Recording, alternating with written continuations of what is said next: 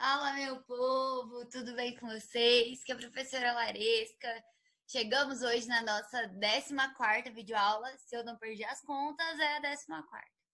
E hoje nós vamos continuar a falar sobre o nosso querido e amado grupinho das plantinhas. Galera, então só pra gente relembrar um pouquinho do que a gente vem falado até agora, nós começamos lá atrás nas algas verdes, que são os ancestrais comuns de todas as plantas.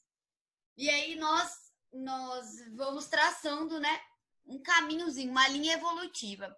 Então nós falamos que todas as plantas apresentam parede celular de celulose, todas são autotróficas, todas são pluricelulares e todas são eucarionte.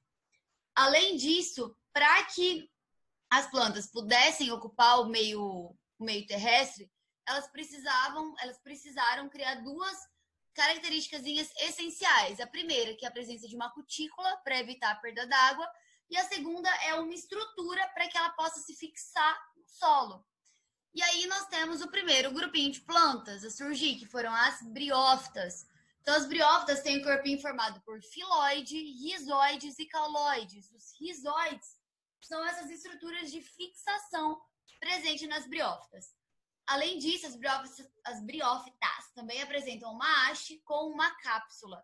E essa parte é a parte do esporófito, enquanto que filoide, rizoide e cauloide do gametófito, que é a fase duradoura em briófitas.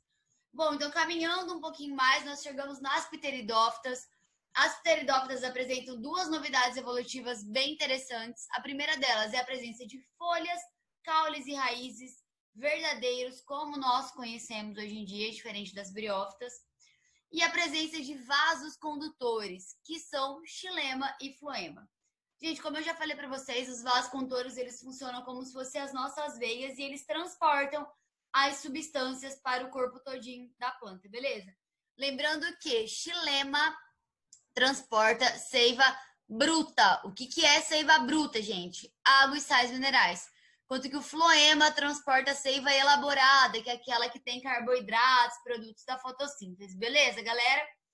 Além disso, as pteridófitas elas apresentam uma estrutura bem exclusiva delas, que são os soros. O que é isso, gente? São aquelas bolinhas, aquelas pintinhas que a gente tem atrás da folha, e é ali, é como se fosse uma bolsinha onde ficam os esporos. Beleza, pessoal? Caminhando um pouquinho mais, nós chegamos nas gimnospermas. Gimnospermas, também conhecidas como pinheiros, né? O pinheiro do Paraná, a araucária, é o exemplo mais conhecido aqui no Brasil de gimnosperma. Aqui, gente, a gente tem várias novidades evolutivas. A gente tem a independência da água para reprodução. A gente tem o processo de polinização. A gente tem um grão de pólen. A gente tem a formação de tubo polínico. A gente tem dispersor. A gente tem semente. A gente tem retenção do esporo e a gente tem uma estrutura exclusiva para a reprodução, que é o estróbilo. Ah, gente, estróbilo, estrutura reprodutiva, é a flor primitiva? Não, pelo amor de Deus, aluno meu não fala que estróbilo é flor primitiva, que eu infarto. É só uma estrutura com a mesma função, mas não é uma flor primitiva. Beleza, gente? Vê isso aí no livro, abomina, não é uma flor primitiva, ok? E depois nós chegamos nas angiospermas, que foram os últimos grupos a surgir. Gente, angiosperma, grande diversidade, inúmeras famílias, inúmeros grupos, inúmeros gêneros, todo tipo que vocês possam imaginar tem de angiosperma. E a principal característica das ângios é a presença de flores e frutos. E aqui sim a gente tem uma flor de verdade, aquela flor vistosa, chamativa, que serve para quê? Para atrair polinizador. Normalmente, seres que voam, seja aves, sejam mamíferos, como os morcegos, por exemplo, e sejam insetos, como abelhas, moscas e assim por diante. Beleza, galera? Fruto, que é o fruto? O fruto nada mais é do que uma estrutura que protege a semente. A gente pode ter os frutos que são suculentos, os que não são, e normalmente os suculentos, eles são ótimos dispersores. Então, como ele é gostoso, ele é comestível, ele atrai vários animais e isso faz com que essa semente seja dispersa. Um exemplo de animal atraído, nós não comemos vários frutos, por sinal eu acabei de comer um fruto aqui. Então, se eu jogasse esse fruto na mata, eu estaria dispersando. Beleza, galera? Então, aqui dentro dos dispersores, nós temos um grupo muito grande. E agora, galera, para finalizar essa parte, faltou a gente falar sobre as monocotiledôneas e as eudicotiledôneas. Mas que carga d'água é isso? Gente, nós costumamos separar as angiospermas em dois grandes grupos. Como eu falei para vocês, tem uma diversidade muito grande dentro das angiospermas. E aí, para facilitar um pouquinho, a gente separa elas em monocotiledôneas e em eudicotiledôneas. Gente, aqui nós temos inúmeras características, tanto dos órgãos vegetativos quanto dos órgãos reprodutivos. Pessoal, vocês perceberam que no final da nossa aula a gente falou sobre flor, a gente falou sobre fruto e a gente falou um pouquinho sobre semente? Então, esses três são estruturas reprodutivas. Elas são derivados, elas vêm ou elas servem para a reprodução, beleza? Na aula de hoje a gente vai falar um pouquinho sobre os órgãos vegetativos, que são caule, raiz e folha. Então, aqui a gente já tem algumas características também dos órgãos vegetativos, beleza? Então, gente, principais características e diferenças entre mono e eudico. Galera, aqui só tá dicotiledônea, porque antigamente era usado dico e agora é usado eudico, beleza? A nomenclatura mudou. Então, esse quadrinho é um pouquinho velhinho, mas as características são as mesmas, beleza? Gente, primeira delas, raiz. Nós falamos que as monocotiledôneas, elas apresentam raízes em cabeleira, enquanto que as eudico, uma raiz pivotante, uma raiz principal. Então, uma é assim, são várias raízes, e a outra é uma coisa pivotante, como uma cenoura, por exemplo. Beleza?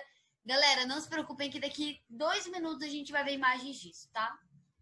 O caule de mono, normalmente ele não tem crescimento em espessura, enquanto que o caule de eudico tem crescimento em espessura. Como assim?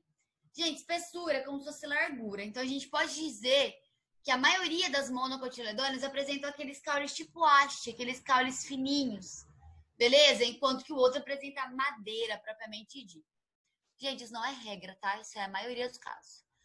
Depois ele fala um pouquinho sobre a distribuição dos vasos. Xilema e floema. Galera, esse daqui eu deixei para vocês, mas isso é uma coisa extremamente complexa. Isso é coisa para anatomista doido que estuda isso, beleza? Eu deixei só a título de curiosidade. Mas não se preocupem em querer entender isso, tá bom? Tá tudo bem. Só para vocês entenderem, gente, em monocotiledôneo, esses feixes, eles são organizados, mas de uma forma irregular. Eles são todos soltos. Imaginem um cilindro assim, com um monte de bolinha, como se fossem umas bolinhas, tipo na melancia, as sementinhas da melancia. Enquanto que nas dicotiledôneas, isso é extremamente organizado. Como que eu posso explicar para vocês? É como se as sementinhas estivessem só em volta, ou se elas estivessem só no meio, tem uma certa organização. Não que em mono não tem, em mono também é organizado, mas é de uma forma irregular, eles são espalhados, eles são dispersos, beleza? Folha, galera. Normalmente, em mono, nós temos uma bainha bem desenvolvida. O que é uma bainha? É uma parte, uma estrutura que meio que abraça a folha. Além disso, a inervação, o que é a inervação de uma folha? São os vasos condutores. Como que a gente vê esses vasos na folha? Já veremos fotos, tá bom, gente? Esses vasos condutores dão uma característica para ela, normalmente de uninérvia ou paralelinérvia. Em paralelo, é compridinho assim, ó, um do ladinho do outro. Enquanto que as folhas das dicotiledôneas, elas são pecioladas. Como assim? Elas não têm essa bainha grande. Eu vou mostrar tudo foto, tá bom, gente? Não desespera. Quanto ao elas apresentam pecíolo, né? E a nervura normalmente é ou ela é reticulada. Recuticulada não, né, gente? Eu tô falando de cutícula de unha, tô falando de nervura. Então, ou ela é reticuladas. Reculadas era uma palavra usada, mas não usa mais. Então, ou ela é reticulada ou peninérvias. E aí, em vez dela ser só assim, ela vai fazer assim, ó. Mostrarei para vocês. As flores, gente, normalmente elas apresentam 3 pétalas, ou múltiplos de 3, 6, 9, normalmente 3 ou 6. Enquanto que as dicotiledôneas apresentam ou 2, ou 4, ou 5. Mais comum, 4 ou 5. Beleza, gente? Quanto ao embrião, essa é uma característica muito marcante, que é isso daqui que a gente falou. As eudicotiledôneas apresenta 2 cotilédones, que é o que dá o nome de eudicotiledônea. E as monocotiledôneas apresentam um só cotilédone, beleza? E aí aqui embaixo eu só coloquei alguns exemplos para vocês. Então, alguns exemplos de mono, nós temos o bambu, a cana-de-açúcar, a grama, o milho, a arroz, a cebola, o gengibre, o coco. Todas as palmeiras são exemplos. E aí dentro das dicotiledôneas nós temos o eucalipto, que é da família da minha plantinha. O abacate, morango, a maçã, a pera, feijão, a ervilha, mamona, jacarandá, batata, cenoura, e assim por diante, gente. Uma infinidade. Meu Deus do céu. Uma quantidade muito grande, beleza, gente? Galera, então agora a gente vai falar um pouquinho sobre esses órgãos vegetativos. Como eu já falei para vocês, os órgãos vegetativos são formados pela raiz, caule e folhas. Então, nós temos 3 órgãos vegetativos na plantinha, beleza? Gente, então, só para a gente conhecer, acho que isso daqui não vai ser novidade para ninguém. Aqui nós temos um exemplo de raiz. Aqui nós temos um exemplo de caule, que é o tronco, né? O principal tipo que nós conhecemos. E aqui nós temos uma folha, beleza? Então, agora a gente vai começar a falar sobre a raiz, gente. Então, vamos lá. Gente, como nós já falamos, desde as briófitazinhas, que elas precisavam de uma estrutura para fixação, pois então, a raiz, ela é a estrutura responsável por fazer a sustentação do vegetal. Beleza, gente? Além disso, a raiz tem uma importantíssima função, que é de absorver a água e os sais minerais do solo. Então, é através da raiz que ela absorve essas substâncias e manda até o restante da planta, principalmente para a folha, para que possa ocorrer o processo de fotossíntese. Beleza, gente? Gente, nós costumamos dividir a raiz em 4 regiões. Começando de baixo para cima, nós temos a zona meristemática. O que é a zona meristemática, gente? É a região onde nós temos células não diferenciadas. Como assim? A gente fala que é como se fossem células-tronco, células neutras que estão ali e elas podem se diferenciar em qualquer outro tipo celular.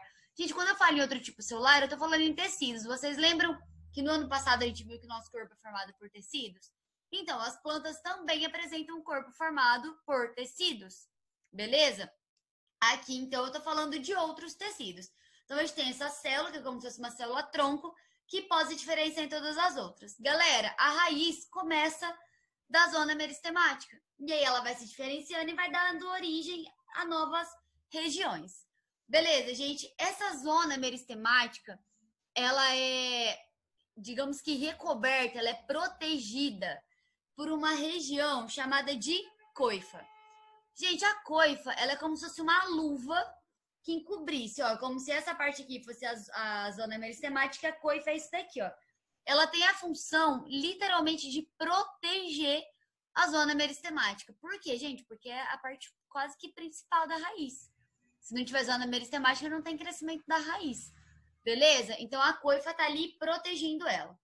Gente, acima da zona meristemática, a gente tem a zona lisa ou de alongamento, que é a região onde está crescendo essa raiz, beleza? Acima dela, a gente tem a zona pilífera, que é uma região também de extrema importância. A buzina tá ótima aqui na rua de casa, né? Mas tudo bem.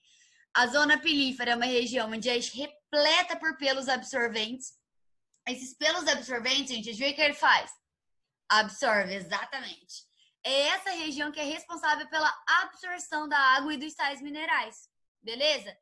Ela sozinha? Não. Logo acima dela, a gente tem uma região chamada de zona de ramificação, que é de onde nós teremos raízes laterais ou raízes secundárias.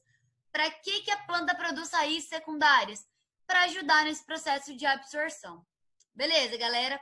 Gente, essa raiz que eu estou explicando para vocês é tipicamente uma raiz pivotante, uma raiz com um eixo central, uma raiz de eudicotiledônea, beleza? Mas já vou mostrar para vocês como que é na raiz de mono. Gente, então já falei para vocês da coifa. A coifa também pode ser chamada de calíptra. Nós já falamos que ela recobre a zona meristemática. Nós já falamos que a zona meristemática são formada, né, por células indiferenciadas que são capazes de se dividir de forma contínua, formando tecidos e ela funciona como uma célula-tronco. Galera, essa imagem aqui, linda, diga-se de passagem, é um corte anatômico. Isso é a anatomia de uma raiz, beleza? A região da coifa fica mais ou menos aqui embaixo e a zona onde começa aquela zoninha meristemática é mais ou menos aqui. Então, a coifa pega toda essa região aqui. Beleza, meu povo? Zona meristemática, nós já falamos bastante. Nós já falamos sobre a zona de alongamento, que aí já é essa região aqui em cima. Isso também é um corte anatômico, lindo também. Falamos sobre a zona pelífera. Olha que bonitinho, imagens reais. Aqui em cima a gente tem a sementinha e a raizinha. Essa partezinha mais escura que a gente vê embaixo é a região da coifa, né? Onde fica a zona meristemática. E logo acima a gente tem a zona de alongamento, né? Que é lisa. E em cima dela, essa região pilífera, zona pilosa. Beleza, meu povo? E por último, a zona de ramificação, que é aquela onde tem as raízes secundárias. Gente, então olha só. Quando a gente fala dos tipos de raízes, a gente tem principalmente esses dois tipos, pivotante e fasciculada. Isso é uma classificação. E, consequentemente, com isso, nós podemos classificá-las em monocotiledôneas e eudicotiledôneas. Gente, aqui e aqui, nas duas extremidades, nós temos raízes pivotantes, raízes de eudicotiledôneas. Galera, é nítido uma raiz principal, um eixo principal e raízes secundárias saindo dessa raiz principal. Beleza? No meinho, aqui e aqui, gente, eu tô evitando usar o mouse, tá? Pra não ficar travado, por isso que eu não tô apontando ali. Mas aqui nessa região do meio, nós temos a raiz fasciculada, que é a raiz típica de monocotiledônea. Galera, aqui nós não temos uma raiz principal, nós temos várias raízes principais. Todas as grandes raízes aqui são como se fosse a principal. E dentro dessas grandes raízes também pode ter uma ramificaçãozinha ou outra. Beleza, meu povo? Gente, então aqui, ó, mais uma imagem para vocês. Aqui a gente tem uma raiz pivotante e aqui uma raiz fasciculada. Beleza, gente? Gente, é normal vocês verem chamar raiz fasciculada de raiz em cabeleira também, tá? Gosto médio do nome, mas tudo bem. Meu povo, aí a gente vai ter algumas classificações dentro dos tipos de raízes. A primeira classificação que a gente tem é conforme o hábito. Como assim conforme o hábito? Onde a gente vai encontrar essa raiz? Então, nós temos raízes subterrâneas que ficam abaixo do solo, que são as mais comuns. Nós temos raízes aquáticas que ficam na água e raízes aéreas, onde a gente tem o velame da orquídea como principal exemplo. Então, aqui nessa imagem, gente, nós temos vários tipos de raízes. Aqui a gente tem uma raiz em cabeleira ou uma raiz fasciculada. Nós temos raízes que guardam nutrientes. Nós vamos falar já já sobre esse tipo de raiz, que são raízes em forma de bulbo. Então, nós temos alguns tipos diferentes. Aqui nós temos uma raiz pivotante, ó. Mas todas elas são subterrâneas, beleza? Porque a gente está classificando conforme o hábito. Gente, aqui nós temos um exemplo de uma raiz aquática. Olha que lindinha. Essa planta aqui, ela é muito bonita. Você tira ela da água e vê todas essas raízes. É muito bonita mesmo, bem interessante. Então, aqui a gente tem uma raiz do tipo aquática. E, por último, nós temos as raízes aéreas. E aqui o principal exemplo que eu falei para vocês, que é do velame, da orquídea. Essa estrutura que a gente vê da orquídea, que fica para fora, né? Que se a orquídea estiver na árvore, a gente vai estar vendo ela lá, no vasinho também. Nada mais é do que o velame da orquídea, é a raiz dela. Beleza, gente? Gente, fora isso, nós temos raízes modificadas. Como assim? Existem algumas raízes que se adaptam a alguma característica necessária para a planta. Dentre elas, nós vamos ter as raízes tubulares, que estão normalmente presentes em árvores de grande porte, para gerar uma maior sustentação, para dar uma base, um suporte maior para essas raízes. Para essas árvores, perdão. Nós temos as raízes respiratórias ou os pneumatóforos, ou pneumatófito, também tá certo. São raízes respiratórias, como o nome já diz, Então, ela vai absorver oxigênio, são encontradas normalmente em ambientes que alagam, por isso que apresenta esse tipo de raiz. Nós temos as raízes de escora, que ela surge a partir de ramos do caule, e aí ela se fixa ao solo. Também serve para dar uma maior estabilidade e fixação para essas plantas. E a maioria também é encontrada em ambientes alagados, como o ambiente de mangue. Por sinal, essa foto aqui é minha. Lindíssima essas raízes. E aí nós temos as raízes tuberosas, que foi o que eu falei para vocês, que a gente também pode colocar a batata aqui nesse... Algum tipo de batata, tá, gente? Não são todos, não. Mas tem um tipo de batata que a gente pode colocar aqui também. Então aqui a gente tem uma beterraba, aqui uma cenourinha. O que é uma raiz tuberosa? Gente, são raízes que armazenam nutrientes. E normalmente nós usamos elas para a nossa alimentaçãozinha. Beleza, gente? Depois nós temos uma raiz sugadora, que eu acho que é o último exemplo que eu trago para vocês. E a função dela é pegar nutriente da planta onde ela está sendo desenvolvendo, né? Gente, existem algumas plantas que são capazes de matar a planta matriz devido a essas raízes sugadoras, tá, gente? São casos mais extremos, mas existe. Acreditem em mim. Galera, a gente só vai começar a falar sobre o caule hoje. Eu vou fazer só uma introdução para vocês sobre o caule e a gente vai terminar na próxima aula para não ficar muita coisa, beleza? Então, gente, o caule, ele é responsável por fazer a sustentação de folhas, flores e frutos. E ele apresenta um outro papel muito importante, que é fazer o transporte da seiva bruta da raiz para a folha e da seiva elaborada da folha para a raiz e frutos e flores. Como assim, Laresca? Gente, vamos pensar comigo. A gente não falou que o xilema, ele transporta a água e os sais minerais, que é conhecido como seiva bruta, enquanto que o floema transporta a seiva elaborada, que é formada por água e compostos orgânicos, como os produtos da fotossíntese. Então, não é a raiz que absorve? Como que a água e os sais minerais vão chegar até a folha para que ela possa fazer fotossíntese, por exemplo? Tem que chegar de alguma forma. Ele vai por quem? Pelo xilema. Então, o caule, ele faz essa condução. Ele é como se fosse uma estrada, o caminho por onde os vasos condutores vão passar. E aí, beleza, fez fotossíntese, né? CO2 mais água que veio lá da raiz, luz, beleza, produziu oxigênio e carboidratos, né? Tá, ele vai fazer o que agora? Tem que mandar esse carboidrato para algum lugar, né? Vai mandar para onde? Para os frutos, vai mandar para a raiz. E aí, quem faz isso? O floema. Beleza, gente, então essa é a principal função do caule. Gente, essa imagem que eu coloquei para vocês tentarem ver o xilema e floema, mas depois eu descobri que não dá para ver direito. Eu vou mostrar uma outra imagem para vocês pelo Zoom, tá bom? Tá mais bonita. E só pra gente finalizar, gente, eu queria falar para vocês que o caule, ele apresenta um certo tipo de movimento. Movimento, sim, movimento. E aqui esse movimento é chamado de fototropismo. Foto de luz. Então ele se movimenta em direção à luz. Que luz? A luz do sol, normalmente, galera. Então a planta ela se vira para o sol. Gente, em algumas plantas isso é extremamente discreto, em outras é extremamente notável e outras não fazem isso, tá bom? Mas isso normalmente acontece em plantas. E pra gente finalizar, eu queria mostrar para vocês alguns componentes do caule.